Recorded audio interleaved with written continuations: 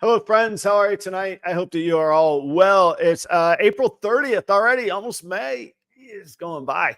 April 30th, 2024, 8 p.m. on the East Coast. It is 7 o'clock here in Minneapolis and 5 o'clock on the West Coast, where our guest tonight comes from. That's Tony Boucher from Next Level Morphs. I'll introduce you to Tony in a little bit. If you're not familiar with him, he's got pretty nice stuff, pretty interesting story to me, and I don't even know much of the story. Actually, I don't know any of the story. Interesting person to me. I'm going to find out his story tonight, so stick around. He came pretty highly recommended, so I think it'll be a fun show. I am straight off of the end of my trip to Denver for the All-American Reptile and Plant Expo.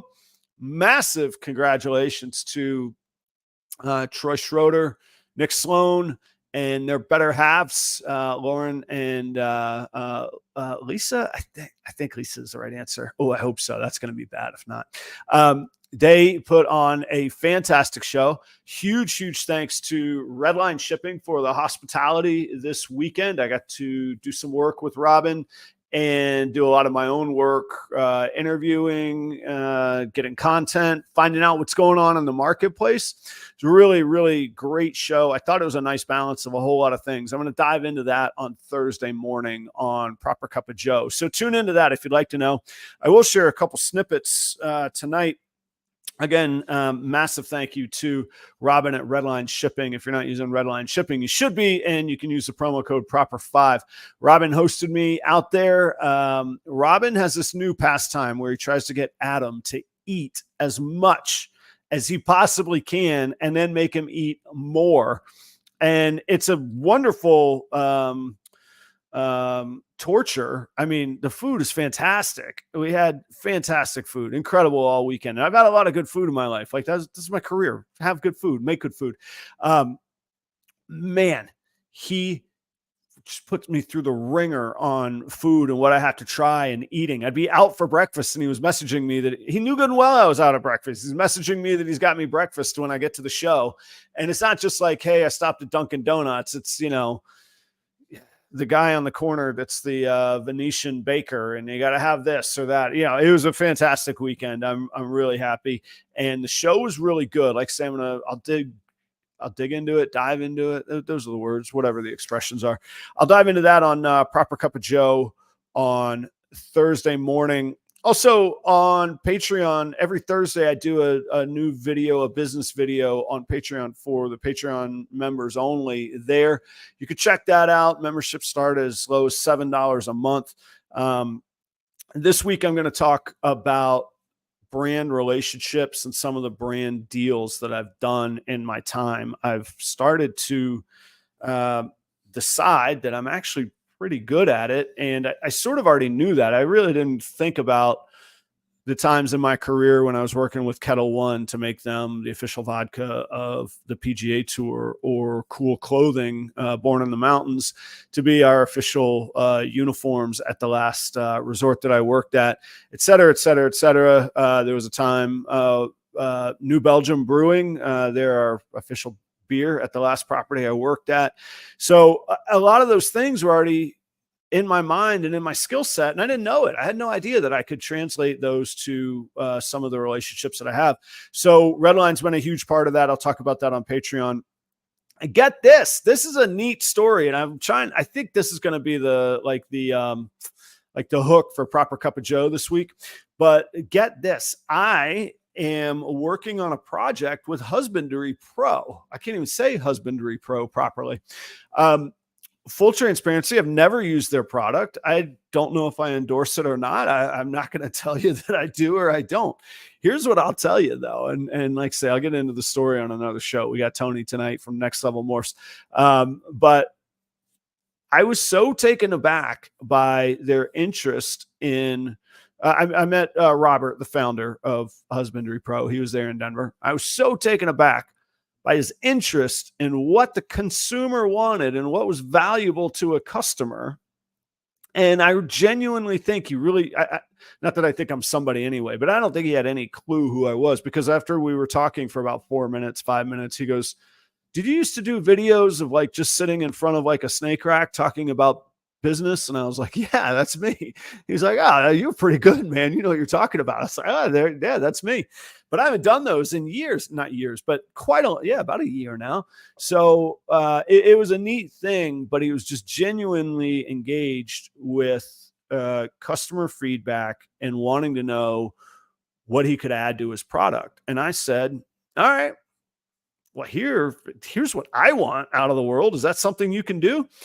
And he goes, "Yeah, I think we can." He goes, "What if we do it together and, we work something out?" I said, "Okay." And so I'm not exactly in business with Husbandry Pro by a long shot. I'm not. And again, I literally, I haven't even downloaded it. I haven't even signed up for it. But they and I are working on a new offering, and I'll be the test pilot for it. And that's in development now. We started today, actually. So I've been working on that today. So anyhow, what I can say is I'm highly impressed with the developers. I'm highly impressed with their thirst for customer feedback. Those are usually pretty good foundational points of a business. Other than that, more stay tuned, more updates to come, details to follow. I took some of the first steps towards properroyals.com. That will be coming soon. If you go there now, it just says, it's very polite. It says hello there. If you go there now, I do own that. So don't go scurrying trying to buy it. I own that. But that'll come out soon, probably mid-May. I'll roll out properroyals.com and a lot more details on that to come as well. But I am excited about it. It's another big piece of the puzzle there. This weekend, if you are local to the area, regional, I will be vending the Snake Discovery Show in Eau Claire, Wisconsin. It's about 2 hours from me here, although it's not that far away because I have to go like half the distance north and then half the distance east. So it's not that far, actually, if you're in the Minneapolis area. Eau Claire, Wisconsin, Snake Discovery Show. Also today, interesting day, busy day in the office for me. I got an email from Cold Blooded Cafe, and about 2 months ago, Chris, who I report to there, Cold Blooded Cafe, as far as our business stuff goes, Chris said, "Hey, everybody that's advertising and on any sort of deal with us on sponsorship, advertising, whatever the right word is you want to call it, we're going to track performance. We're going to track, and how we do that is, and track the value that you bring. And how we do that is tracking the redemption codes, the promo codes that you all have." I can't say thank you enough. This truly makes a difference in my life and my day-to-day life and what I'm able to do and how I'm able to do this and take care of my snakes. You guys, by using the promo code PROPER11 for Cold Blooded Cafe. And if you've used it before, the promo code's reset about 2 months ago. So if it's been over 2 months since you used a promo code of mine, use it again. And I do have two. Proper11 is the current one, but there is one from before, maybe a number that comes right before 11. All of those codes were reset. So if you haven't used either of those codes in the past 2 months, go use them. Go check it out at Cold Blooded Cafe. They also are offering free shipping on any orders over $250. And here's the really cool thing. Like, talk about caring about the customer. That promo code is FS250, FS250, Frank Sarah 250 for free shipping, 250, FS250. You can also use Proper11. You can use both codes. You don't have to choose one or the other. And why I'm telling you all that is, by far and away, almost to the tune of nearly tripled up the next closest advertiser. You guys have redeemed the business code Proper11 at Cold Blooded Cafe more than anybody else's personal code. And I am judged on performance and accountability. You got to bring value to people. That's the core of all of these relationships. You got to bring value to people. And you guys are doing that on my behalf. And hopefully it's fully mutually beneficial. It's beneficial to Cold Blooded Cafe. They're getting the business. It's beneficial to me because I do get perks for the work. And hopefully it's beneficial to you because you get a great price, but really more importantly, you get a great experience from a great company. And for that, I'm thankful. But yeah, I've been number one for a while, but it was back again. It was number one. So thanks very, very much. I appreciate that, guys. I do have to keep it up, especially if I'm going to go bragging about it. So if you haven't, check out Cold Blooded Cafe for your frozen rodent needs and the promo code proper11. I think that's it for announcements. I don't know. I rattle off stuff. I post stuff all over the place. If I miss something, I will post it on Instagram. And of course, my link tree is down below for all of my socials and places that you can catch me. So, audience, thank you for being here. 22 of you. I haven't had a chance to really engage with the screen. We got Brian Gundy in the house, legend. Tito from back home. Jessica, I got to meet Jessica in person at the show. Unbelievable. It was really good. Oh yeah, Sarah, I did. Yeah, that's the new used Freedom Breeders 1075, maybe. I get lost in all the numbers. Anyway, hatchling grow out, just a little bit older than the neonates will go in there. Who else we got? Kevin's good to see Kevin at A Exotics. I will be using Kevin's Husbandry Pro code to download the free trial. I think I get either 30 or 60 days. I don't even know the programs, but there's a free trial. Check it out. I got to get in and get my hands dirty in there and see what it's all about. Yeah, we almost met for a beer in the terminal on our way out, but then Kevin decided he'd rather get home earlier than have a beer with me. So he hopped an earlier flight. I get it. I actually tried. Kevin, you were asking, did I get that flight? It was available, but they told me it wasn't likely my bag would make it, which then made it a dumb decision to try and do that. So, yeah, Kevin says you get 60 days on the Husbandry Pro if that's something you would like to try out. Again, I have not tried it, but I am going to explore and experiment with it, and we are working on a new feature together. So I figure the least I could do is learn the product, right? I will be putting it to use this week, actually, pronto on that. Tony Boucher at Next Level Morphs, the host tonight. I don't know Tony. I never met Tony except right back in the green room. We were chatting and actually had a good time. That's why I was about 2 minutes late kicking off the show. I was like, I got to shut up and get going to the show. Tony's out in Riverside, California, just east of LA, San Bernardino area. That's also where one of my favorite bands, Los Lobos, are from. So yeah, representing the Inland Empire out there. Tony, I've had a few people from California on the show, and I usually ask people either in the green room or after the show, who would you like to see on the show? And Tony's name has come up a few times, and I regret that I don't actually 100% remember who recommended him. I think Portuguese pythons, but I'm not 100% sure, and I would have to go back and double check. But I do like to operate on the birds of a feather flock together kind of thing. And usually I remember when I decided I didn't like somebody as a guest, which is very rare, by the way. I don't really keep a blacklist or anything, but it would have stuck out in my mind if they had told me Tony was who should come on the show. It wasn't that. So anyway, from Riverside, California, and Next Level Morphs, please welcome to the Proper Royals stage for the very first time, Tony Boucher. Tony, how you doing tonight, man? Good. Thanks for having me. Oh, my pleasure, man. I know it's a nightmare to sit there waiting while I run my yapper, but thanks for being patient, and thanks for being on the show tonight, man. I know. I appreciate you having me. It's sometimes surreal to me that people want to even talk to me when I haven't even really done anything in this industry yet. So I really appreciate you being me. I'm very humbled. Thank you. Well, yeah, my pleasure. I'm still doesn't seem real to me that people want to do a show and there's an audience and people pay to advertise on it. So we're all in the same boat here, man. It is. All joking aside, it's an amazing time. Like there are, and Brian Gundy's been at it a long time, but in our lifetimes, this literally was impossible. Like the reach that we're going to have tonight and the targeted focus of audience is absolutely unparalleled in the history of media and promotion and marketing. And we get to do it just from like my basement in Minnesota, and you got a nicer room back there than I do there in Riverside. So like I just say whatever, screw it, take full advantage of the opportunity ahead of us right now, and you know, enjoy it, kind of thing. So absolutely. So for those people that don't know you, myself included, would you mind giving us a little introduction? Tell us a little bit about yourself. And we like stats around here, so throw out some numbers. I see all those.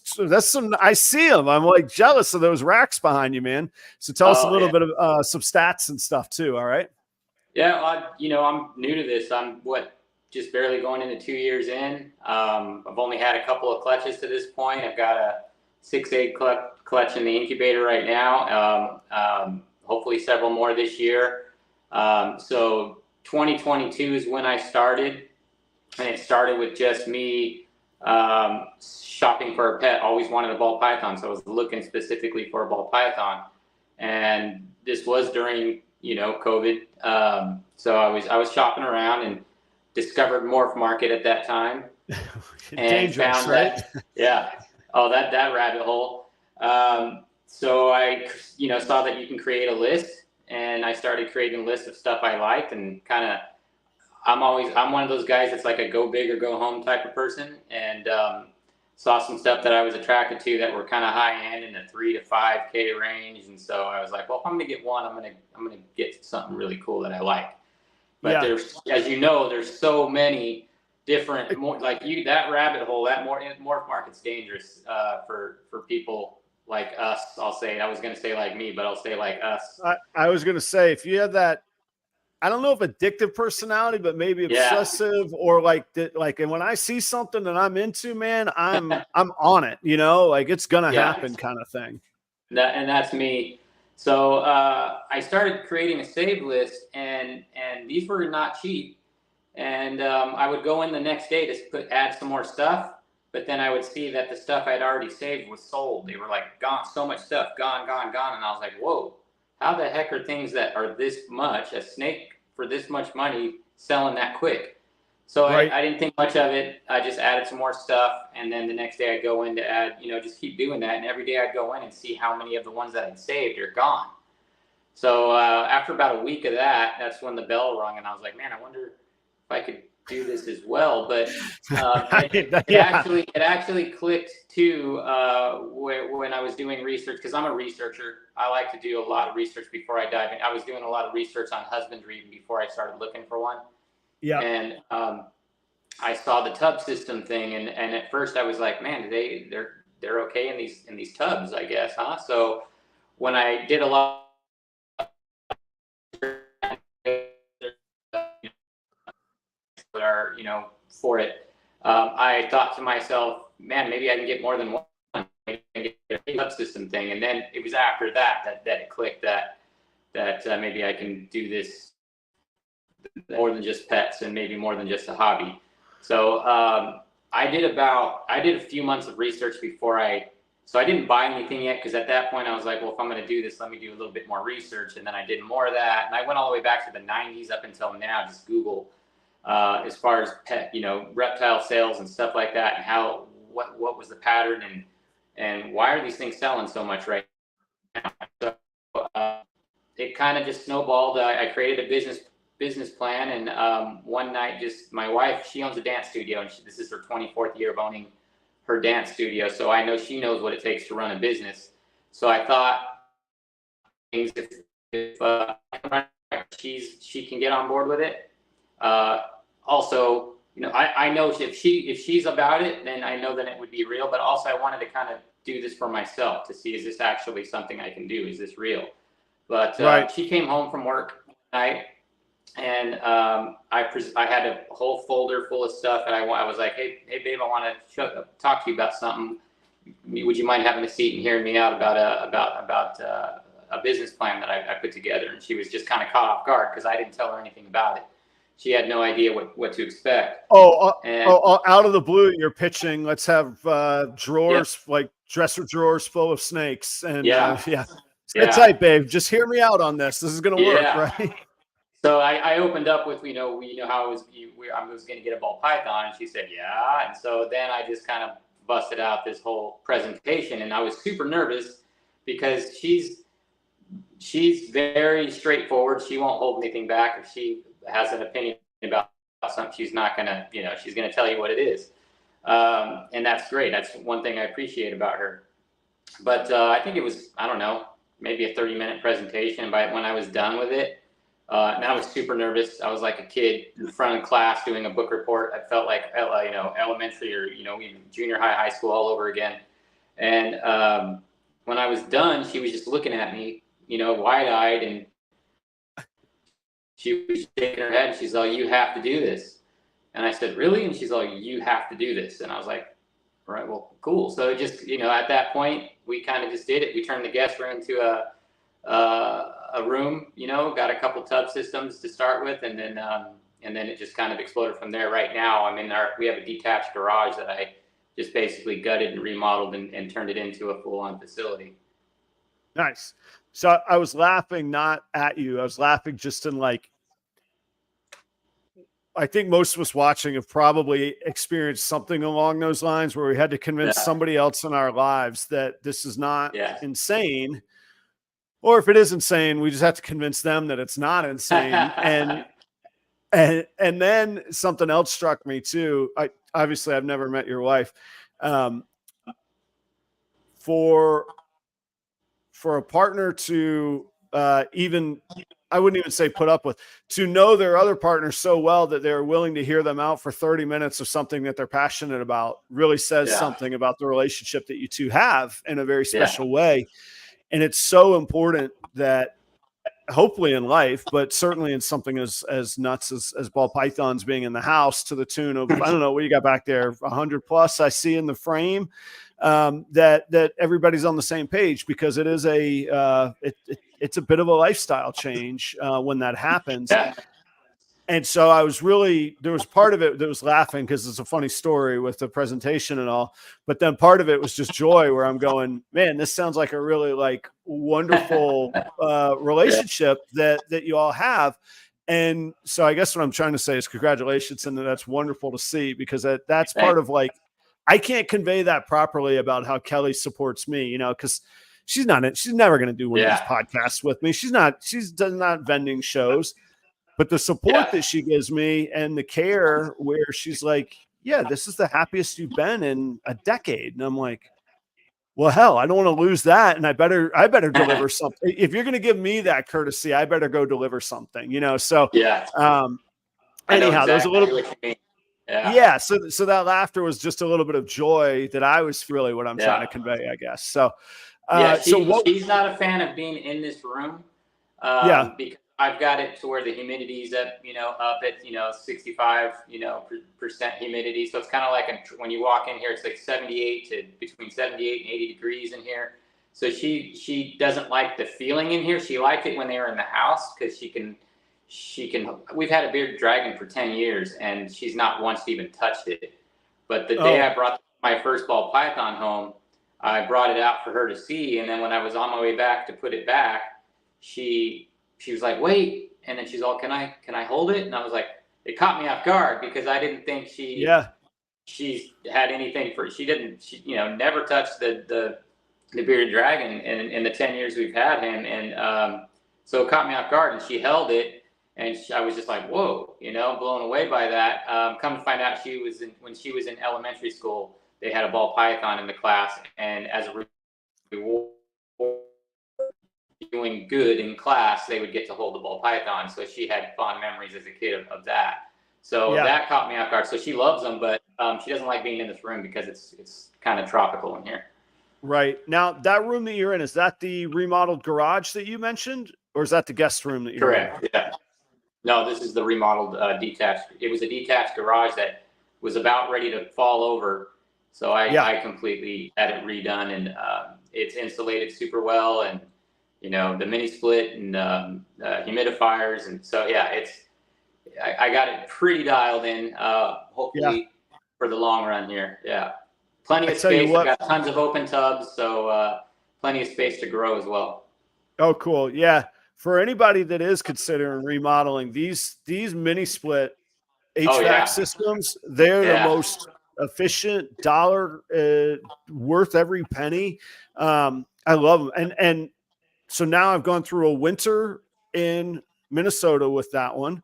The very same model I went through 2 summers in Florida with in a garage that was actually nice. rather poorly insulated, and they've never conked out on me. That the brand I use is Mr. Cool, but the That's what I technology, have. yeah. Yeah. So I'm a huge fan of it. And matter of fact, I don't know the other, who knows Phil or not, but when it comes down to electronics or electricity and efficiency and planning, Phil is at Yeah. the top of my list. Nice. So yeah, so those mini splits, I mean, honestly, you could get a mini split for about the price of an ultrasound. And Yeah. really, Seriously. if you think about the chicken or the egg argument, Yeah. I think that mini split comes before an ultrasound, in my opinion, and Absolutely. it's about that price, so it's totally worth it if anybody's struggling with. And I've installed both of them myself, and I'm no HVAC guy. I'm fairly handy, but I'm no HVAC guy. But I've installed them both myself as well. So, anyhow, so what were these snakes that were catching your eyes that were $3 to $5 grand when you started out? Like, what was Well, the gene? What was the one that hooked you? it's funny. Well, clown. Mm, It was the Batman specifically, that combo of genes, spot nose, leopard, clown. So sure. I was a comic book kind of a nerd back, in the Okay. day when I was a kid. So that I was like, Batman, what's a Batman? And I saw it, and I was like, ooh, that's cool. So I was saving those different combos of those, and at that time they were a lot more than they are now. Right. Yeah, and it just kind of spiraled from there, and I can't even. Yeah, I do remember the first. I wanted to make my own. I didn't want to. So once I realized I wanted to breed, I wanted to make my own. I didn't want to just buy one. Yeah. So I bought a spot nose inchy clown, 66% het desert ghost. That was my very first ball python I ever bought, and it was from Civil Serpents Jacob. Yeah. And was it a male or a female? it was, so he had one that I was looking at that was a female, and I knew to get females first and load up on females. But I was excited and wanted to buy one. The one that I was looking at sold right before I was going to buy it. And he said, well, I have this spot nose inchy clown male, a 66% het desert ghost that if you want him, I'll give you a killer deal on him. So I ended up buying him. He was my very first ball python, and I named him Golden Boy, and he's to this day my favorite. No favorites. Oh, cool. But yeah, he's the one that he loves to come out and hang out when I'm working on the computer, doing anything, or even just cleaning or stuff like that. So not by a long shot my most powerful, animal, but one of my favorites, if not my favorite. So. All right. I'm having an internal debate here of obscure pop culture. The Golden Boy reference. Is it from Seinfeld or from boxing? It's from it's a football reference, NFL. Football. Oh, who's Golden Boy in football? So Joe Montana he's my, I'm a Niner fan, and Joe Montana in Notre Dame, they used to call him Golden Boy. Okay, all right. Because who was the boxer? Was Oscar De La Hoya? That was Oscar. Yeah, that would be Oscar. Yeah. And then there's a Seinfeld episode where he calls one of his favorite shirts or a sweater or something Golden Boy. I've watched many episodes of Seinfeld, but I'm not familiar with that one. Yeah, that's so I did not think about. Although you're in the LA area, so I wouldn't have been able to tie together the Niners to that. Okay, all right, carry on. Sorry, I just had that moment of curiosity. I was like, all right, the next one I bought was an acid Orange Dream acid leopard het clown female. So I figured I'd be able to make maybe an acid Batman, OD acid Batman, or something like that. So that that's the thing with this industry and this hobby in general is just a lot of planning ahead. Because the possibilities are endless with pairings. Like there's so many different things you can do that haven't even been done yet, and that's what makes this so exciting to me. That's what I'm a little bit older than maybe than I look. And so to find this passion this late in the game has been a blessing. Like it's been crazy, and it's been a wild ride. Like I've met so many great people. in the process, going to shows and stuff like that, and that's a big part of the industry too. But yeah, this is such a, it's so surreal, it's so crazy. The things that haven't been done yet, and all the possibilities that you can still do, and just, it's exciting. Like I'm a football guy. I like fantasy football. I played fantasy football for years. I kind of equate, I don't know, in some ways, that to this, and that there's so many things that haven't been done yet. So when I go to bed, sometimes I'm thinking about, okay, if I pair this to this, like we would get maybe this, and you just do that, and so yeah, I don't, it's difficult too, because there's so many crazy just recessives that, like, what do you focus in on? Like, there's so many, it's hard to just dial in on just one or two things. There's so much that I want to work with that's out there as far as recessive and codom stuff. Like, what's going to mix well with what, and I want paint, I want puzzle, I want clown, I want all this stuff. So it's just that's what makes it fun. Well, I agree with you, and on a couple levels there, because I've said on the show a lot, actually. It's kind of a funny thing, but if I'm stressed and I can't sleep at night, I actually literally close my eyes and I think about pairing snakes and the future joy that's going to bring me when I pair them. And I actually, that's my go to sleep. Most nights, actually, I do that. But yeah, it took me a long time. So I have a good friend and sometimes mentor, Steven at Leviathan Snakes. Yeah. Forever, he's been on my butt. Adam, you got to pick one thing that you're going to be known for and one thing you're going to specialize in. Yeah. And I've had this conversation many times with him. So this isn't me talking smack about Steven, which clearly if I was going to do that, I wouldn't do it publicly anyway. But and I said, I was like, why? I could be known for producing amazing animals that are just amazing and healthy and quality. Yeah. But I will say from a, we throw around the word passion and excitement or whatever the terms might be, man, when I started seeing both what had been done and then what had not been done with the Super Gravel project, that's when I was like, now, because like in my mind, like, how am I going to make a difference in the world of clown? I don't know. Everything's bad. How am I going to make a difference in the world of pied? How am I going to make a difference in, everybody in the world's buying DG up, through COVID, and that's booming. But very little, relatively speaking, has been done with Super Gravel. And that's when I was like, all right, give me all of them. I just started buying them all. But it's funny now. And even in the time that I've been doing this, which isn't very long, it's really exploded because there's no real one. Everything can be part of one project. I could do, like you say, Super Gravel paint. I just picked up this weekend. I had no idea. I'd never even heard of Mackenzie in my life. I had no idea this whole Mackenzie zebra debate that's out there. Yeah. I see a highway, a leopard pastel highway. I swore I would never have yellow belly in my anywhere near my Super Gravels. And I see a leopard pastel Mackenzie highway. And it looks like nothing I've ever seen. And I was like, well, I'm going to buy that. That's coming home. That's going to be the mail that goes to do you have that? A ton of those. Is that in your, do you have that now? I own it. I don't physically have it because I couldn't get it home from Denver. Okay. I don't have it from Denver, but it's mine. Yes, it is off the table. Oh yeah, look at this, Thomas K. I don't even know. I feel bad. I don't think I know Thomas K. Yeah, there was two there.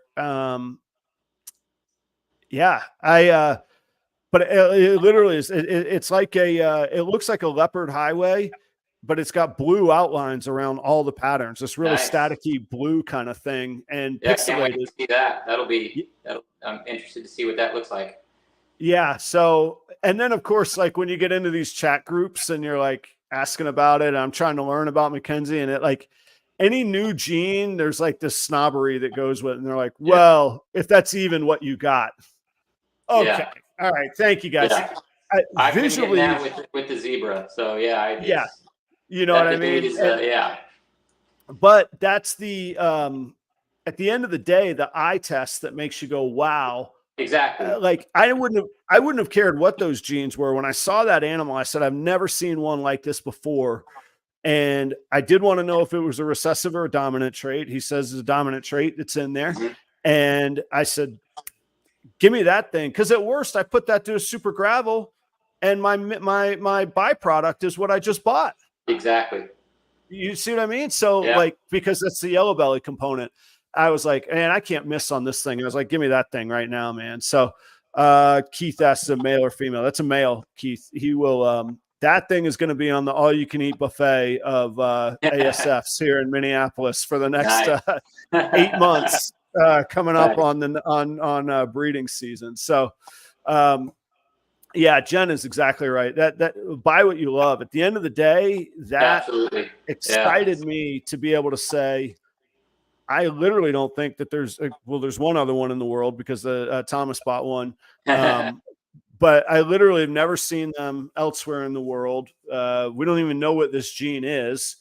Even if it's not Mackenzie, it's something that's doing that. Fine. Don't make it Mackenzie. I'll name it myself. We'll call it, I don't know what we'll call it, but we'll call it something, you know? So I got very excited about that. It was like this missing, like almost Rosetta Stone where I was like, oh, I could do a whole lot. I can make money and make holdbacks with this thing. I was like, that's what I'm talking about, you know? So, hey, talk about, and I meant to in the introduction, you know, you talk about going to shows and staying passionate about things and meeting people. Guys, if you're not going to shows, even if you're not planning to buy something, now I'm not a good example because I went to Denver and I swore I wasn't buying anything. And I do that same thing all the time. I'm going to go home without buying anything. This never happened. It hasn't happened once.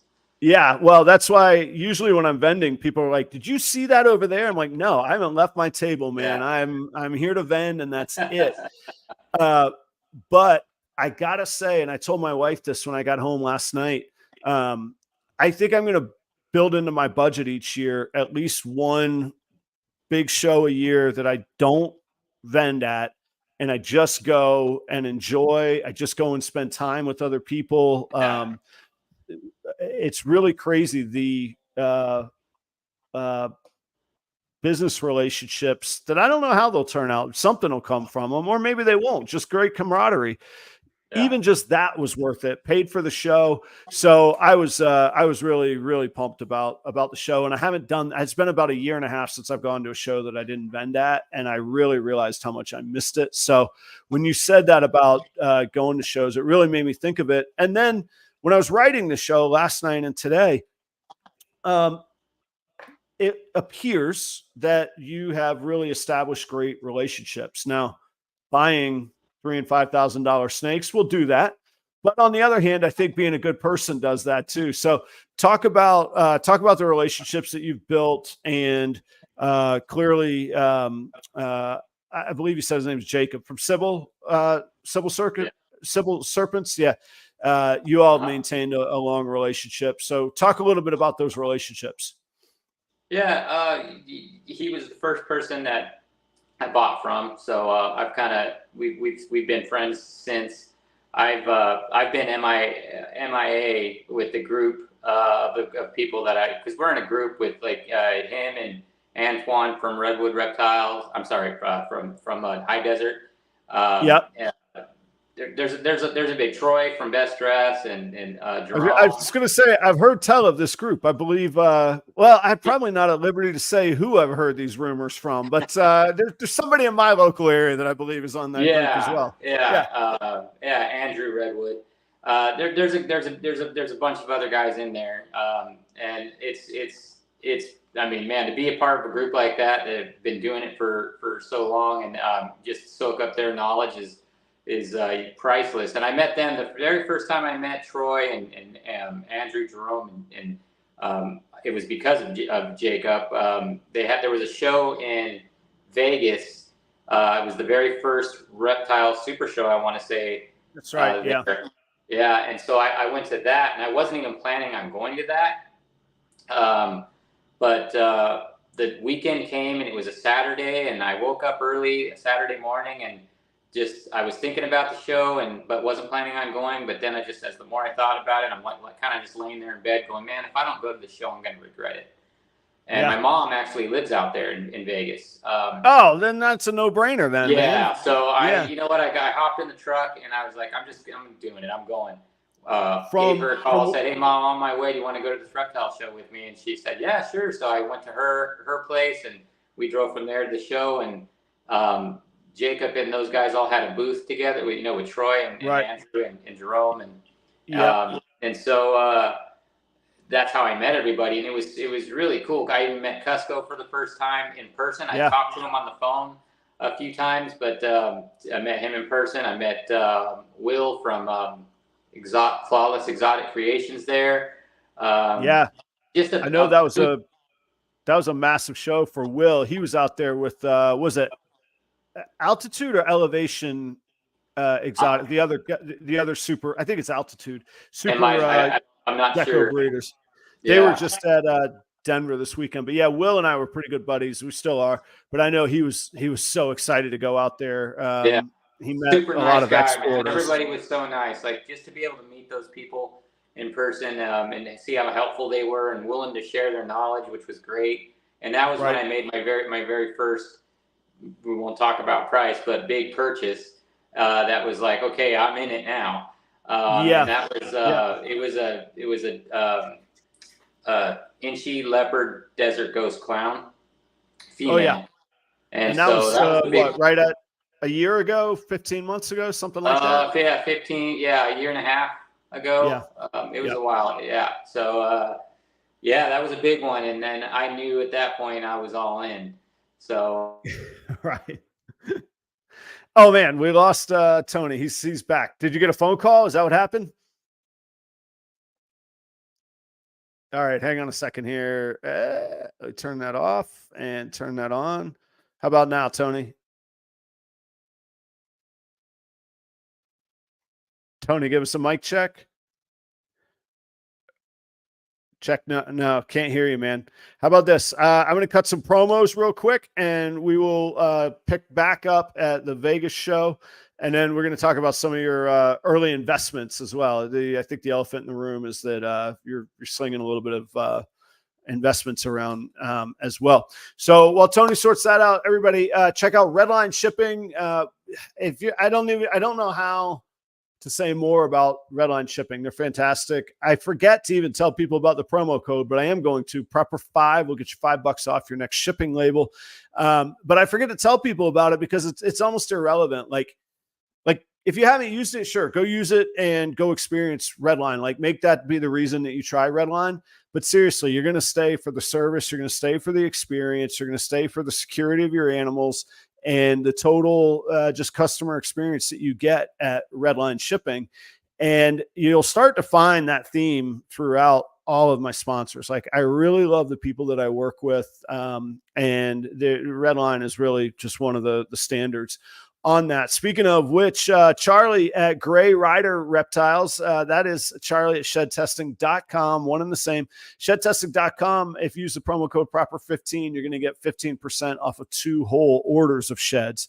There's no small print. There's no limit that I know of. If you do the order all at once, you're going to get 15% off of that order. Charlie is creating and acquiring his own shed tests. He just released the test for puzzle and genetic stripe, and he has said it publicly, so I'm going to repeat it. Monsoon is just around the corner. He has the genome map for Monsoon. All he's doing is verifying it so that and when I say he has it, he's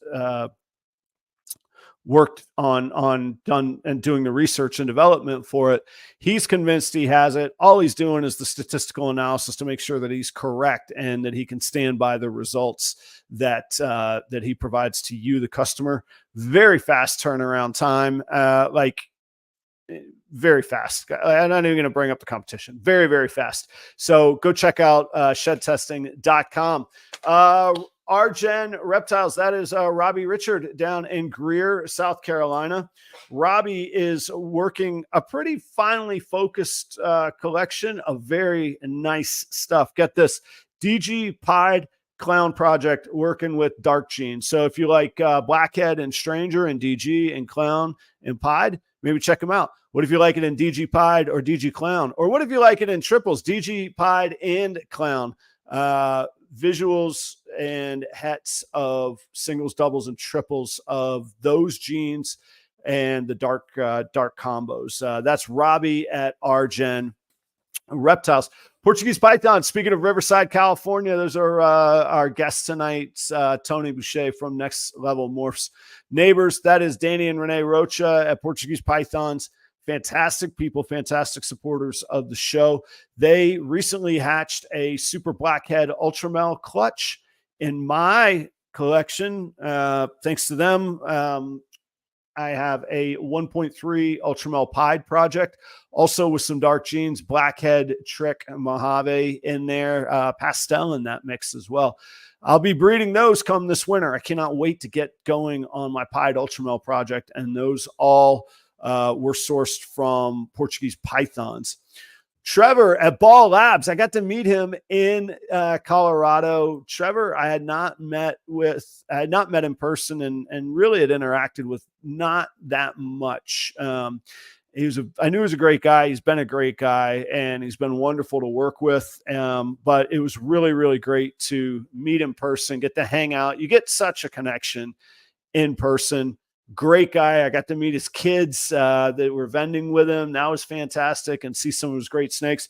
So Trevor at Ball Labs in Aurora, Colorado, working puzzle, ultramel clown, VPIA xanthic, and tri-stripe. And he's also working monsoon, zebra, and sunset.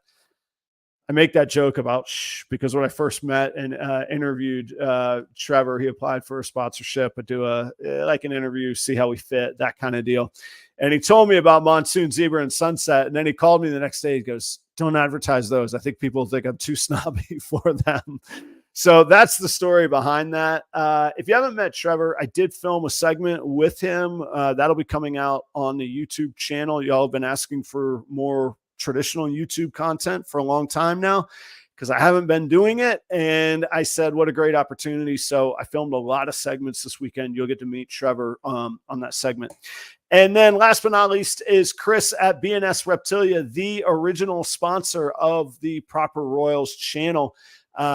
He was the original then, and he is the longest continuing because he's always been a sponsor since then. That is, talk about a relationship right there. Chris is at B and S Reptilia. It's called Reptilia because he specializes in many different species and has many different offerings. We're talking ball pythons, boa constrictors, locality boas, colubrids, pituophis, if that means something to you. He is your man. Those are your bull snakes, pine snakes. And he is also the distributor of the chipper cocoa substrate for Pennsylvania. If you're not in the Pennsylvania area or region, but you're still interested in supporting Chris or getting the chipper, call him anyway. He knows how to ship the stuff. I don't know if he's supposed to or not, but if he doesn't, or he's not supposed to, he'll know who to get in touch with for you so that you can get it. Great friend. Go check out Chris at B and S Reptilia. Thanks to all the sponsors, and thank you all for sitting through the promos. But seriously, those are the people that make this machine go. It is now become a big part of my livelihood, these relationships. So thank you very much to all the sponsors. Tony, how is the connection? Oh, I have no volume, man. What are we going to do? Hang on. I'm going to kick you off for a second, and then I'm going to try and bring you back. Let's see if we can make this work here. Don't go anywhere. I'm going to take you off and bring you back on. All right. Tony, how about now? Check. Oh, you can't hear me. I can't hear you either. What shall we do here? We have the awkward dead air on this. Let me see really quick here.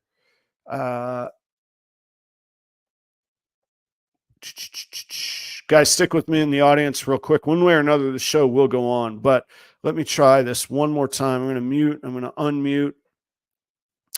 Tony, you want to try one more? No.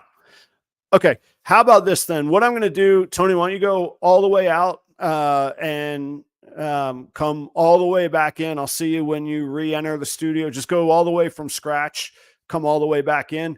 And I will hop to some of the content from this weekend, and I will pull the curtain back a little bit on the Husbandry Pro project that I have begun working on. That's what we'll do.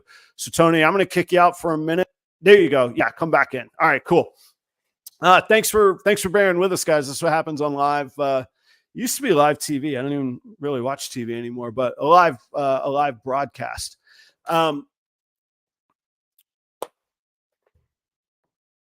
If I could ever convey any theory of business, it would be do what's right for your customers. And I'm sure you're going, oh, duh, Adam. But seriously, how many times have you had a customer ask something and you get annoyed and you're like, man, I wish this customer wasn't this, or why do they ask so many questions? Or, man, whatever. I think we get, as business owners and operators, whether it be in restaurants, whether it be selling snakes, or I don't know, maybe plumbers do it too, whatever the trade is. I think that we get lost in just doing what's right for the customer. And the experience that I had this weekend with Husbandry Pro, I'll tell this little 2-minute version of the story for right now. We're going to check with Tony here in just a second. Tony, can you hear me? Give me a thumbs up if you can hear me. Oh, okay. He can hear me. I bet we're going to hear him. All right. So here's the first start of the story, and I'll finish this story off on Proper Cup of Joe. So I go, and Kevin can vouch for me. Kevin was there working the Husbandry Pro booth with Zach and Robert, the founder, Kevin at A Exotics. Kevin comes up. We're obviously buddies. We built a good relationship. He was on the show, and we got to meet in Tinley and all of that. And he says, Adam, you got to check out Husbandry Pro. And I was like, Kevin, I got to tell you, man, I'm sort of an old school kitchen guy, and I like my prep lists. I like my spreadsheets, and laugh at me if you want, but that's what I like. And I'm probably not your guy. And he goes, okay, all right. And I said, but you know what? I told you I'd hear you out. And so like, we were going to set up a little demonstration or something like that, a little 4-minute, 5-minute thing. And Robert, the founder, sort of interjects, and he says, well, what could we offer that would make you excited? And I was hooked because it was genuine. Like, how easy is it as an owner to go, all right, this guy's blown me off. He thinks he doesn't need this, even if you know it's a great product, and he thinks he doesn't need it. Robert was just, all he wanted was to find out what was good for the customer. And I'll tell you, from that conversation, I guess enunciated pretty clearly what I wanted, which I didn't think I would actually be able to, because it's kind of technical stuff. And Robert says, if you get this in place, we can put this part together. And if you'll document it, we'll do it, and we'll run it as a test operation. And you could be the guinea pig, but maybe it's something that we'll offer in the future. And it occurred to me, I had nothing to lose, and Robert and his team had everything to lose. This wasn't a patronizing thing. Just, oh, Adam's a big shot, let's get on his good side. Like, he's putting in time and investment. We hit the ground running on it today. I spent time with he and his development team today. This conversation only happened on Saturday. So pretty cool experience. I'll tell you the rest about it on Proper Cup of Joe on Thursday. If you're still here, which a lot of you are, thank you for the patience. Technology happens. Welcome back, Tony. Yeah, sorry about that, guys. I got a call. There's the noise. There's the voice we're looking for. Yeah, all right. All I got good, a call, man. and then just everything went from there. It was actually my new boss. So it was like, I started a new job. Where I was going with the whole thing before was all the people. I've been MIA with them because of this new transition to this new job, and it's like it's kind of been a big thing because I've done the same job, same thing that I've always done, which is replacement windows and doors for residential homes. Oh, wow. For like 25 years, from installing them to then, the last, 15, 18 years selling them. And so to transition into a whole new thing at this stage of the game it's been a big thing right in the middle of a lot of other stuff going on. So I haven't been, my hours are just kind of weird. And when I get home from, I barely have enough time to check on the snakes, check on the rodents, and then eat, shower, go to bed, and do it all over again. So it's just, it's I was going to say, tell me a little bit about your routine, because I realize that some of those racks might be empty, but I'm guessing a whole lot of those bins are full. Tell me about the routine, because one of the biggest buzzsaws that I think people run into is that they take on too much and then they can't keep up and it burns you out, man. And that doesn't matter if it's a $70 snake or $7,000 snake. Oh, you know? Yeah, no, that's the thing is I think about them while I'm at work. Like they just because I'm busy doesn't mean they need to have the attention necessary to keep them. They need to be happy. They need to be taken care of. And I try not to do too much to go over my head. I have 79 ball pythons back there right now. Okay. And six eggs in the incubator. So not overwhelming. Actually, honestly, the rodents are a lot more work than they are.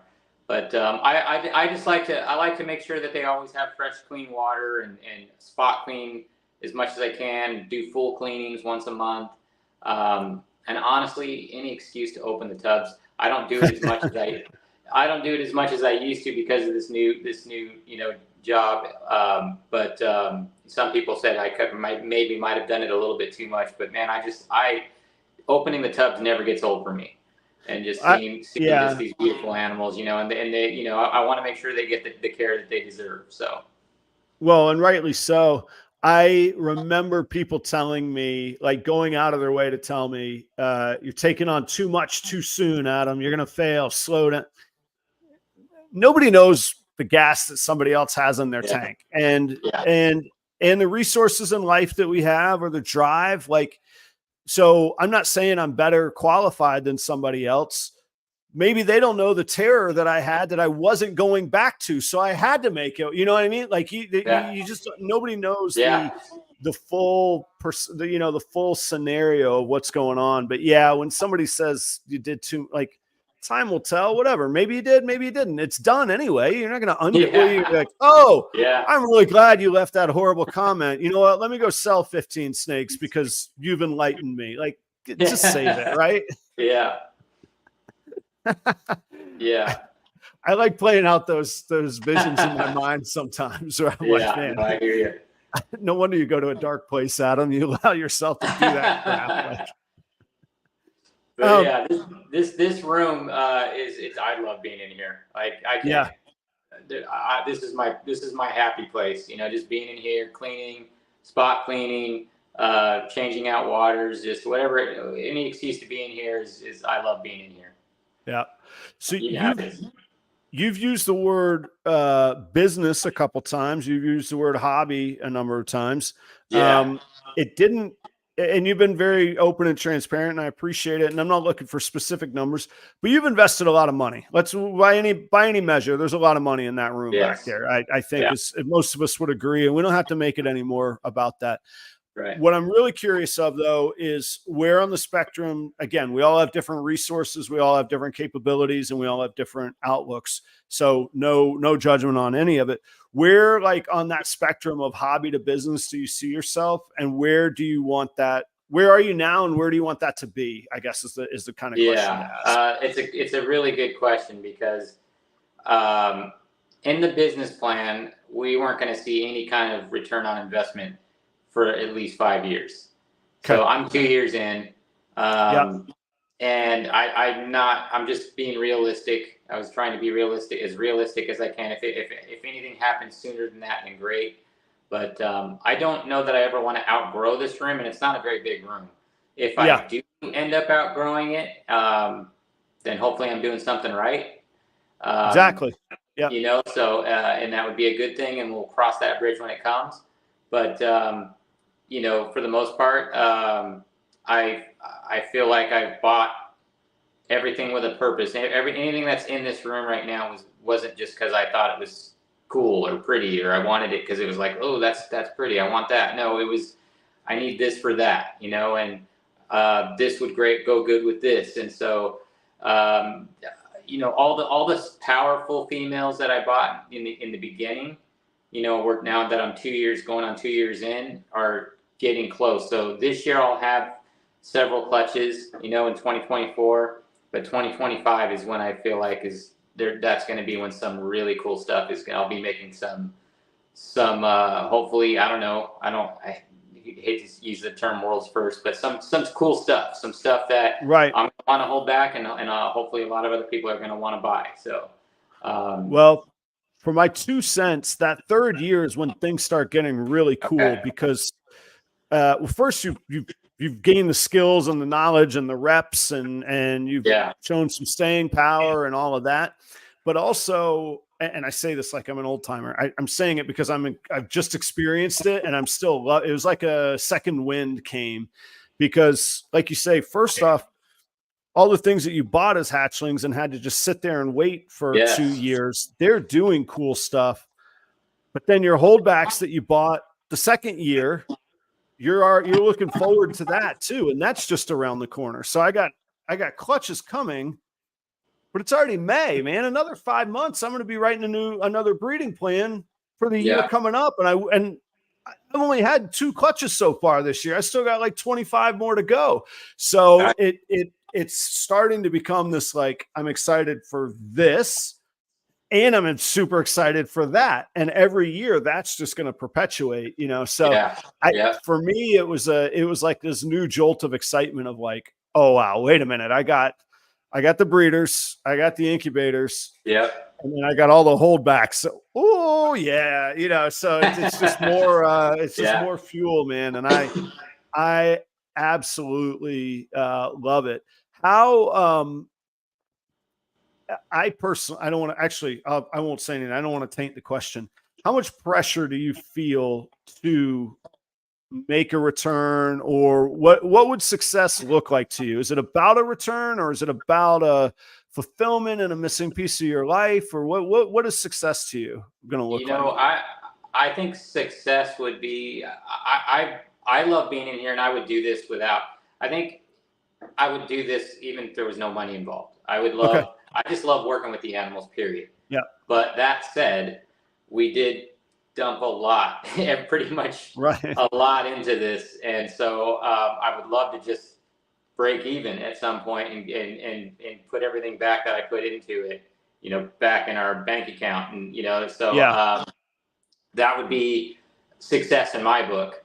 And then anything after that is just gravy, you know? So we'll see, you know, like I've never done anything like this for me in my life.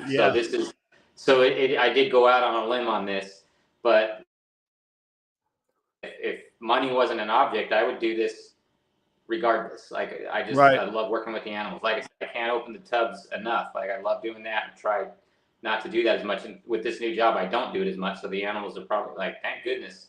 But so yeah, if I can put what I took out and to make this happen back into our account, that's to me, that'd be success. Well, anything past that, like I said, great. I think with a long enough outlook, and 5 years being long enough, I do think that's, I wouldn't say easy, but it is attainable, and it's a practical outlook. What I was going to say earlier before I said, well, I won't say anything because I don't want to taint the question. When people are like, how long are you going to get your money back, or how long until you do this or that? I almost always ask them, well, have you ever owned a house or an investment property? Have you ever started any business? Have you ever put $10,000 into the stock market? How long did that take to get your money back? It's a long time, but on all of those things, there's a snowball effect. On a mortgage, as your interest part goes down, your principal payments go up, your equity is building, and that snowballs. That original $10,000 that only made, $800 the first year, the second year, now you got $1,500 more, and it's snowballing. And as you're holding back and progressing, that's what happens with ball pythons. Now, I focused a whole lot more on cash flow than initial investment, but the cash flow has allowed me to make steady investments the whole way. And so there's many ways to go after it. And I always want to make sure that people realize there's no right answer as long as you have an answer for yourself. And if the answer for yourself is have an amazing time, feel great about myself and break even, and then anything else is gravy and be fulfilled along the way, who could ask for anything more than that? Yeah, you know? I want to make some cool stuff that I want and that other people want, and I think that's very realistic based on what I've accumulated over the last couple of years, as far as the animals I have and that are. I think there's in a year from now, 2 years from now, there's going to be a lot of cool stuff happening here. So that's exciting to think about. Yeah, and I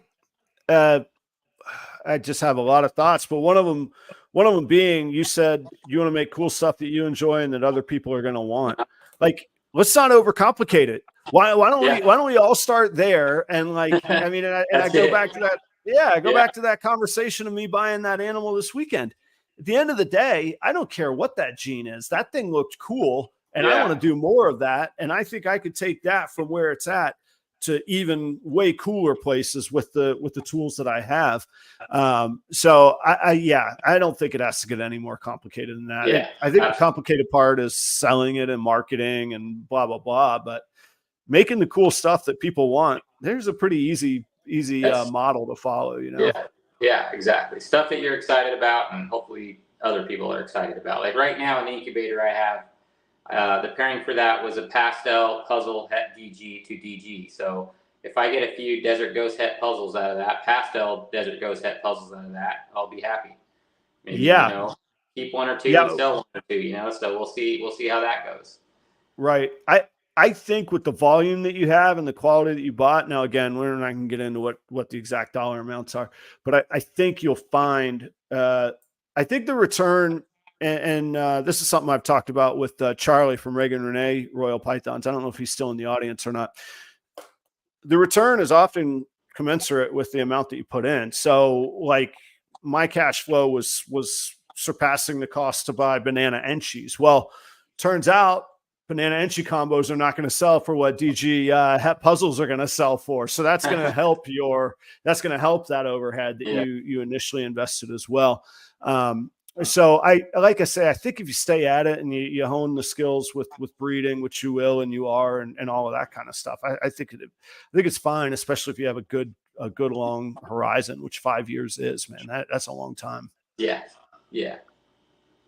So, we talked about, you told me in the green room, I think it was today was the first time that you ever fed with rodents that you bred yourself. Yes. Yeah. I started, the rodent bill was getting, to be a lot of overhead. That's so really where I was going to go. I was like, congratulations, man. You just gave yourself a massive raise. Yeah. So I decided when I built this room that I was going to dedicate a small part of it to rodents, because and that wasn't an easy decision because rodents smell and they're a lot of work man, they're expensive. So and it's not always fun when you're the place that you're relying on to feed your animals can't come through, which has only happened a couple times, and where they were a few days late, but I like to, regularly feed every Tuesday and make sure everybody's, fed and happy. And now I can rely for that. I don't have to rely on anybody else. So I've been, I started with 8 1.3 colonies about 3 months ago. And man, I've got my whole, 8-level rack. It's a Freedom Breeder rack, completely full right now. In fact, it's more than full. So today I was like, I need to start feeding. I wanted to make sure before I switched them over from what I'm breeding back there from regular rats to what I'm breeding back there. And so because I know that there's a debate on whether if you feed them we'll call them Kenyan bush hamsters. There you go. They're not going to want to go back. KBHs, There you go. They're not going to want to go back to just regular rats. And so a lot of people say that's not true. But I just wanted to make sure that I had a good flow and that I can make sure that I can continually produce what I need to produce every week. And it looks like I'm more than there right now, to be honest with you. So the math on it was hard for me to get my head around. And now I've mostly gotten to the point where I've said of any given size, I'll never use or sell more than 50% of my inventory of them because like I took a pretty good payday at the beginning of April, and that was cool. But then, man, I'm having to feed like 3 smalls where I would have been feeding 1 medium or large because I took the payday. When if I just waited, I would have had 3 times the assets from the 3 smalls that I just fed off. So like it was okay. You breed them and sell the rodents as well? Yeah. Oh, I love it. I love it, man. It is sorry, so all kinds of thoughts. I start all my hatchlings on those 3-letter rodents. Yeah. And switch over to frozen rats. And then when they get to breeding size, the breeding females, I got one. I mean, she'll eat right now. Like she's right at like 26, 27 millimeters. Like she's just about done eating, but she'll eat 4 or 5 of them in one setting, man. When I talk about a all you can eat buffet, she wants them, boom, in you go kind of thing. I have a few like that. Yeah. Yeah. So, and it's only for, that 1 month between like 20 millimeters and until they go off of food. But in that time, man, it's so nice. Like you say, even if you got a really reliable person that's coming every Tuesday, I have a primary feed day and then I have a supplemental feed day. And my supplemental feed is for the breeders or the ones that I'm trying to get breeding ready for this particular winter. I'll offer them more, but those breeding moms that are in the mid-20s, they get whatever they want. Most of them only get 1 extra, like that supplemental, just a second feed. But those breeding moms, boom, they can have whatever they want. And that's really impossible unless that was impossible when I didn't have my own breeding stock of those rodents. So every female that's come off of her eggs this year has gone right back to frozen rats. My rats out of the freezer after laying the eggs. Okay.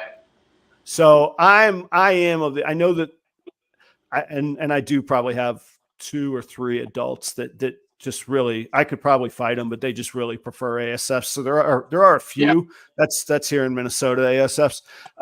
But there are a few that happens to, but by and large, man, like I say, I start all my hatchlings on them and I go to frozen rats. And then when they, turn the breeding moms that I just want to make sure that they don't reabsorb, I go right back to the live ones, man. Yeah. Yeah. So, but yeah, you perked up when you asked if I was selling them. Yeah, I sell them and I like the overlap, man. If somebody's buying 12 rodents from me a week, I don't know. Some people turn their nose up at that. I'm going, man, nobody stops at 12 if it's ball pythons, man. Like, you know what I mean? 12 is the 12 is the gateway to 50, man. I'm going to have them an inventory sheet when I drop off the rodents. The rodents, they're bulletproof as far as, people are going to have ball pythons. They're going to have to feed them. Yeah. So, and I got mine from a pet store. So, I didn't have anybody like delivering them to me. And this was the first week. And I went and got some pups because the ones that I plan on selling, I have 5 that I plan on selling already that I'm raising up that I'm going to feed them regular rodents because I don't want to sell something that is hooked on ASF. Gotcha. Yeah. So anything I plan on selling will continue to eat. Yeah. At shows, I mark mine on frozen thawed or live. So I just tell people, hey, if it's frozen thawed, they're on frozen rats. Otherwise, again, myself here in Minnesota, I feed ASFs are the only live things that I feed. I don't feed. It's actually a funny story. And I should have said Keith at Creative Genetics. He gave a super chat earlier. He's from Fresno. He's got a male that, because they're in California, it's a little tougher situation with the ASFs. Yeah. He says, look, you can use them, but the only rule is that you have to feed them rats. If you get them frozen, fine, but otherwise you got to feed them live. So I do go buy, I go buy 10 rats a month and keep those, and I have 1 bin of rats, and that's it, not to breed, just to feed his. But otherwise I only feed live ASF or frozen rats. Those are the only things that I feed.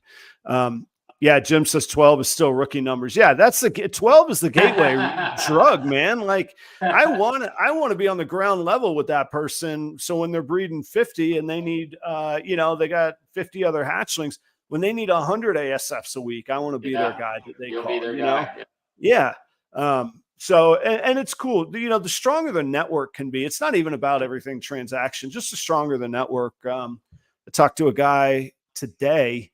I'm actually, instead of him coming here to pick up ASFs, I'm going to go deliver him there because he asked if I could ultrasound a couple females. I was like, you know what? Oh, nice. Yeah, I got time. If we're talking 3-4 girls, we'll set it up and hang out, So I think that stuff's important. And the rodents are just another avenue to meeting those people, building those relationships, and again, doing what's great for the customer, really. Right. Absolutely. Yeah.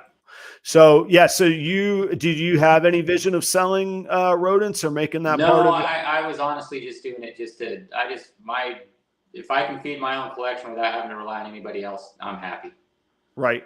Yeah. I don't really have the infrastructure to do rats as well. And then, with the new job, like my old job, what I used to do was local, like my office was 10 minutes from where I live. And now I'm driving, an hour east, or depending on what day I'm working and what the start time is, 2.5 hours, there, and then 2.5 hours back. So it's I don't have the time that I used to have to dedicate to breeding rodents. So yeah. Well, as you've seen, man, those things explode. The quantity of them. I mean, not if you take care of them right, you're gonna still reward you. Yeah. So like I say, I haven't figured out the math. So when I say I took that payday, I was so relieved when that person bought all of them, because I was like a little bit overwhelmed. I was like, what am I going to do with all of these? And I started going through my contacts. I was like, wait a minute, you own a pet shop. What batch do you need? And they bought a bunch of them. But I'll be honest, as soon as they were gone, it was like, oh no, did I cut this too low? And I did on certain sizes. So like just getting used to the care and what goes into them and all that. And then, but it could be overwhelming. Some of the tubs that I open, I'm just like, man, you open it look up at them. Yeah. There's so many, man. Yeah. So I'm getting used to it. I'm like I said, I'm only about 3.5 months in. So I'm still getting the feel for, but I've got way too many. So it's definitely time to start. In fact, I might feed a few more out just because I know I have those like you have. They're building and getting ready to, ovulate, whatever they do, and they're hungry right now. So I'll feed them, 3 or I've never fed more than 3, but I don't know. Maybe this will get me in trouble, and the as much as they'll take. I give them as much as they'll take, man. Yeah. And again, it's just for that 1 month. But I'll tell you what, I think there's only been 1 or 2 females that reabsorbed this year. And that is a much lower percentage than I had my first few years of breeding. Yeah. Now I have less and less, or lesser percentage of first time breeders this year. So that could be part of it as well. But man, having them there, ready to go, and just, I can get them when I need to get them kind of thing is just a real blessing. It's really nice. And I forgot. Yeah. There's a little bit of a different, context or different setting as far as selling rodents in California than I have. I have no regulations here. I don't know what rodent I couldn't sell here, but there's no regulations on it here. So that's a little different situation. So, but yeah, I'm enjoying it. It's been a good business avenue and another good way to extend the community in selling rodents for sure. That's cool. One thing with the rodents too is they're actually as much work as they are. I kind of like working with them too. It's a chore, but they're kind of rewarding as well in their own way. Gotcha. What see, now I find I spend a whole lot more time with my snakes than I do my rodents. Yeah. But I mean, as far as chores work, like I find my snakes much more work. Now it's probably, I don't use cocoa. So I change the tubs constantly. I'm constantly changing tubs and washing. So it's a totally different thing. But yeah, the rodents I have down to, I don't know, 10, 15 minutes a day. And then once every 10 days, do a full top to bottom kind of 5-6 hour change. Yeah. And that's about it. I do water and food on different days, but I do them every 3 days. So I break up the chores that way. So I am in there daily, but the fans, the lights, all that are all automated now. So I do enjoy it, but it was, and there's still things I'm learning. Like I got a leaf blower to clean out the gardens in the springtime after the snow, which is new to me. And I was like, wait a minute, there's all this dust in there. I just went in. It's a little 8x10 shed. I just went in there and turned the leaf blower on full blast. Oh, that's a good idea. That's a great idea. Because there's stuff behind the rack that I can't get to with the broom. So that's actually a good idea.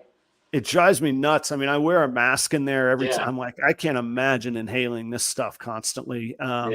So, and from what I understand, I've only ever bred ASFs, but from what I understand, they're nothing compared to the smell and dander and whatnot of rats and mice.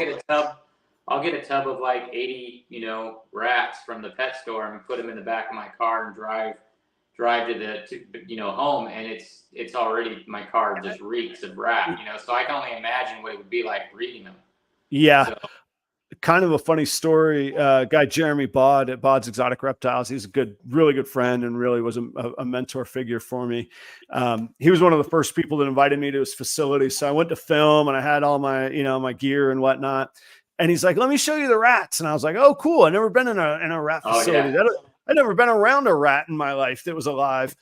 And I walked in there, and that was the moment I realized I'm horribly allergic to them. And it hit you like a ton of bricks, didn't it? Oh man, my eyes, my throat. And Jeremy's the kind of guy that's like, he just started laughing at me. He's like, dude, look at you. Are you going to die? I'm like, oh, maybe. Get me out of here. Yeah.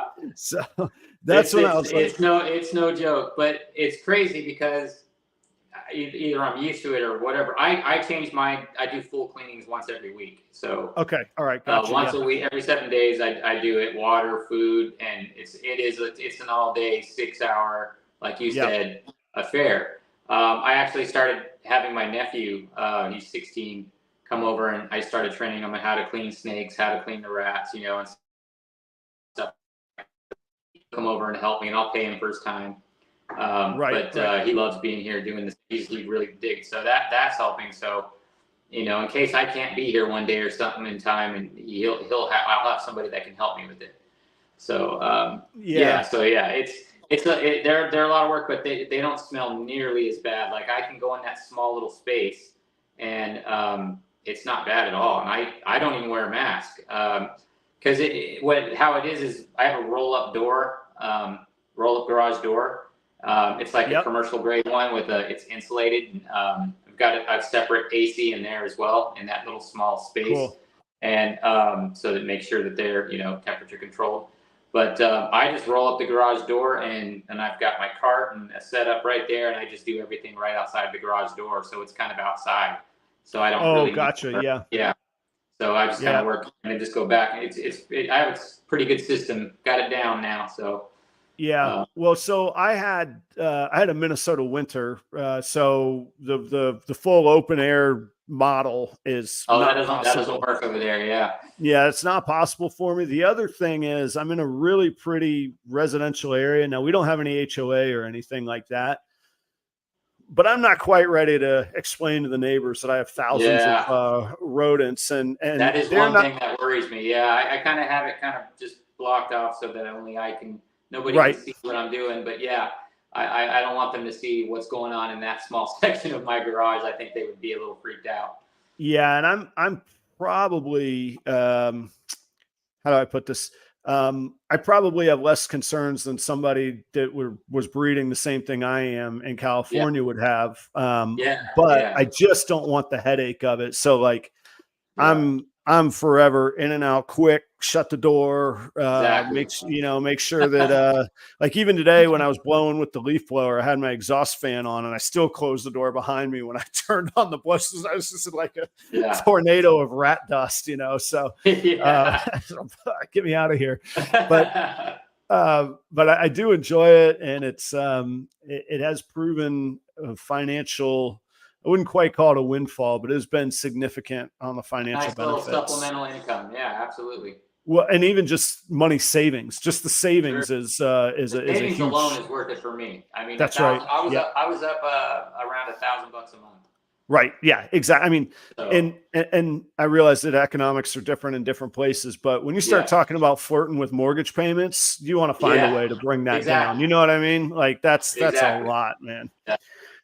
So, hey, Tony, as we finish up here tonight, tell people, and I know that as you stated early on, you're fairly new here. In full transparency, I couldn't find a link to where people could, check out Morph Market or see you here, see you there. I know you're on Instagram, but where can people interact with you? Do you ever, what shows are you going to go to? Where do you hang out in the world of ball pythons? Like I was telling you backstage, I'm a pretty introverted person. Mm-hmm. The last show I went to was, I usually go to the Pomona show. I'm always at that Pomona show, Pomona Reptile Super Show. I haven't been to the Anaheim one yet, but maybe I'll do that this summer. But anything local here to me, I'm pretty much going to go to it. Yeah. And then, only Instagram. I don't have a Morph Market yet. I have 5 animals that I plan on. I wanted to kind of have more inventory before I open a Morph Market. I don't know if that's a good decision or not. Well, and by the way, I didn't mean to put you on the spot with it, because I would bet most of the people in the audience are going, well, I probably relate more to Tony than I do to some of the, the big name breeders or whatever. Cause that's real. That's realistic. That's a natural place to be. Yeah. So should I do it? Should I not? They're about to all have their 3rd shed right now. So, do I need to put them up there now? Like, that's a debate I've kind of had with myself. Is it time? But I really, after that 5, I'm not going to have, I've got these in the incubator, which I plan on selling. And I've got a few females that are due to, have some clutches here soon. And then hopefully a few more later in the summer. But, it won't, like I said, it won't be until next year that I'll start really having some really cool stuff coming down the pipe. But really, it's just right now, it's just Instagram. And then if anybody local, I'm usually at the Pomona show, probably at the Best Dressed Balls booth with all those guys, ball python sheds, civil serpents. Antoine's now not here anymore, but he used to be always in that right. In that booth. Yep. And Jerome and Andrew, Redwood Reptiles. So. Yeah, all those guys. But I'm usually in that booth. But I love that show. A lot of people. It's a pretty big show. I don't know if you've ever been. You probably haven't been. I haven't. On the heels of what I was saying earlier, where I think I'm going to budget each year to do a one like traveling. It's so weird to call something a national show, like because it's bigger and it's in a different place. It's a national show, but you know what I mean. Like, there's what, 8, 10, maybe 12 shows that are kind of notorious throughout the country. And Pomona is certainly one of those. And I haven't been out, first time I've been to California in probably a decade. And I know a lot of people that I don't see out there. And actually I was hanging out with Andrew and Jerome, or who I rode into the airport with on Sunday night. And Cusco, it was me, Cusco, Jerome, and Andrew. Cool. In the truck. So I'm like, maybe Pomona's the show, and go out and see. That'd be good to see you there if you do show up. Yeah, well, and like Danny and Renee are sponsors here, Portuguese pythons. Danny's they're such cool people.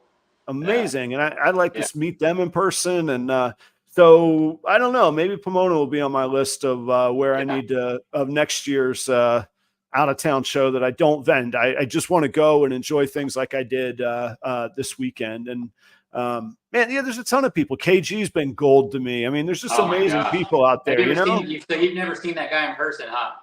KG, I have met in person. But it's always First time I saw him in person, he was in Pomona, and I thought some guy was walking around on stilts. That guy is way taller in person than I would ever imagine. But what a He nice guy is that guy is. Such a cool dude. Like he's so amazing, genuine, insightful, caring. Never big timed me once, man. Like just a good dude, you know. So, no, he's not like he'll just he's this just that the industry as a whole just seems to be just a lot of really cool people.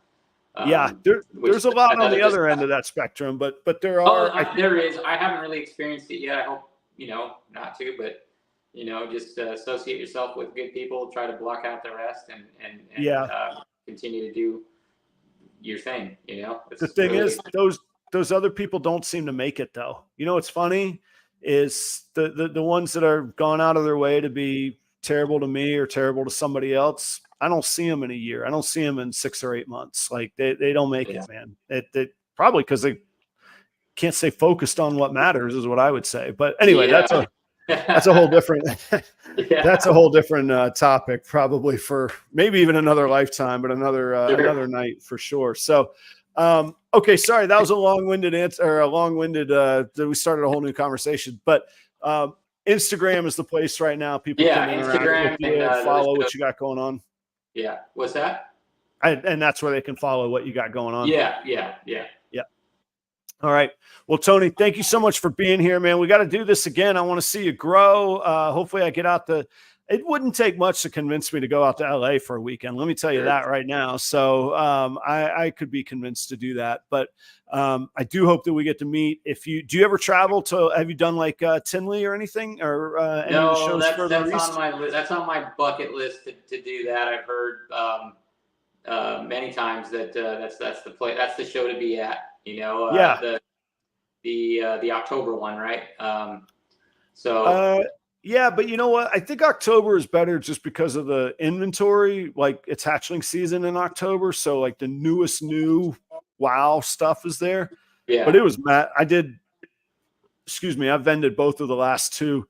They both were madness as far as volume of people. I get lost in the crowd at Tinley. I don't actually. It's funny. I don't do very well vending there, but I'm supposed to do it. So I'll do it. But like, as far as it's a networking marketing show for me versus that's what the shows are all about, is networking.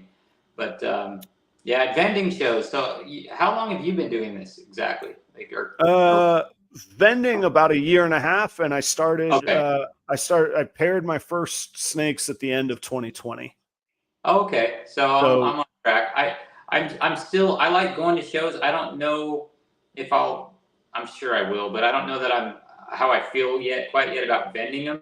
Sure. Because I'm so paranoid about, bringing out my animals to shows and then bringing them back. And then what's the process of, quarantining them and cleaning, making sure they're good before they go back in their main tubs. Like, I don't know how all that works. I know I got a lot of friends, obviously, that do it, and Troy does tons of shows every year, and he seems to be he's got it down. So I guess I can talk to him about it. But that is one thing I've expressed concern about. Like I'm very particular. I don't want a bunch of people handling them, and I'm kind of a weird about that. I would think I'm very clean and very like.